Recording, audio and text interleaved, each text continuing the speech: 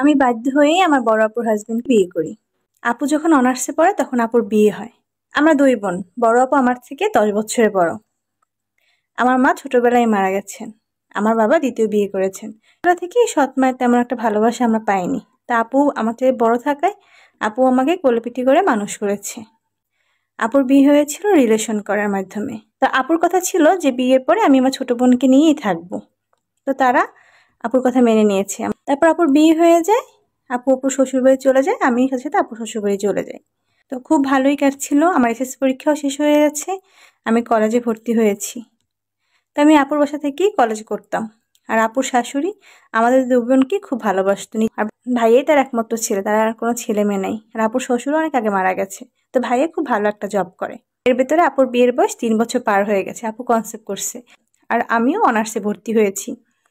তা আপু কনসেপ্ট করার পর থেকে আপু অনেকটাই অসুস্থ ছিল। এর ভিতরে আপুর ডেলিভারি চলে আসে। আপু যেহেতু অনেকটাই অসুস্থ তাই তার সিজার করতে হয়েছে। তো সিজার করার পরে আপুর যমজ বাচ্চা হয়েছে, একটা ছেলে একটা মেয়ে হয়েছে। আলহামদুলিল্লাহ ওরা খুব সুস্থ আছে, কিন্তু আপুর অবস্থা ভীষণ খারাপ। তা আপুকে 2 দিন আইসিইউতে রাখার পরে আপু মারা যায়। আপু মারা যাওয়ার পরে আমি তো অনেক ভেঙে পড়ি। ওই ছোট ছোট 2টা বাচ্চা, আর আপুর শাশুড়িরও অনেকটাই বয়স হয়েছে। আর ভাইও আপুকে অনেক ভালোবাসতো, সেও যেন ভেঙে পড়েছে। কি করা, ছোট বাচ্চা দুটোর মুখের দিকে চেয়ে সবাই যেন শক্ত হয়ে গেছি।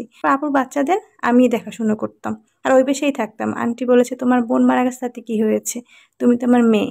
এভাবে করতে করতে 1.5 বছর পার হয়ে গেল। বাচ্চা দুটোর বয়স 1.5 বছর। আমি যে ছেলের সাথে আবার রিলেশন করতাম, ওই ছেলের আবার লেখাপড়া কমপ্লিট হয়েছে। ওই ছেলের বাসা দিয়ে বিয়ের জন্য চাপ দিয়েছে। তো ওই ছেলে আমার কথা বলতেই তার রাজি। তো আমার ছিল আমাকে দেখতে আসবে। তো আমি বাড়িতে চলে যাই। তো বাড়িতে যাওয়ার পর আমাকে দেখে তারা পছন্দ করে। পছন্দ করার পর বিয়ের 3 তারিখ ঠিক করে দেয়। এদিকে আপু শাশুড়ি ফোন দিয়ে বলে বাচ্চা দুটো অনেক কান্নাকাটি করছে। আপু শ্বশুর বাড়ি চলে যায়। চলে যাওয়ার পর আপু শাশুড়িকে আমি সবটাই বলি যে আমার তো বিয়ে ঠিক হয়ে গেছে। শুনেই সে খুশির বদলে অনেক কষ্ট পেয়েছে। সে কান্না করে দিয়েছে যে তোমার বিয়ে হয়ে গেলে আমার নাতি নাতনি কি হবে, ওদের তো কেউ থাকবে না। আর তোমার যদি বিয়ে হয়ে যায়, আমার ছেলে যদি অন্য কোথাও বিয়ে করে, তাহলে সেই সৎমা কি আমার নাতি নাতনিকে ভালো চোখে দেখবে? তুমি তো জানো সৎমার অত্যাচার কেমন। শুনি আমার ছোটবেলার কথা মনে পড়ে গেল যে আমিও তো সৎমার কাছে মানুষ হয়েছি। আপুর শাশুড়ি আমাকে মানে সরাসরি বলে যে তুমিই আমার ছেলেকে বিয়ে করো। এখন আমার দুলাভাই ওখানে উপস্থিত ছিল। তো ভাইয়া রাজি হতে চায়নি। ভাই তারপর শাশুড়ি বোঝানোর পরে আমি ভাই দুজনেই রাজি হয়ে যাই। তো তারপর আমাদের বিয়ে হয়। তা আমাদের বিয়ের এই 7 বছর পার হয়ে গেছে। আলহামদুলিল্লাহ আমরা খুব ভালো আছি, সুখে আছি। হয়তোবা একসময় আমি বাধ্য হয়ে এই বিয়েটা করেছি, যে বড় বোনের স্বামীকে। কিন্তু এখন আমাদের সংসারটা খুব ভালোই চলছে। 2টা বাচ্চা, ওরা জানেই না ওদের মা অন্য কেউ। ওরা সবসময় ওরা জানে ওদের মা হলাম আমি। এটা সম্পূর্ণ একটা কালেক্ট করা কাহিনী। যদি ভালো লাগে তো অবশ্যই পাশে থাকবেন। আসসালামু আলাইকুম, আল্লাহ হাফেজ।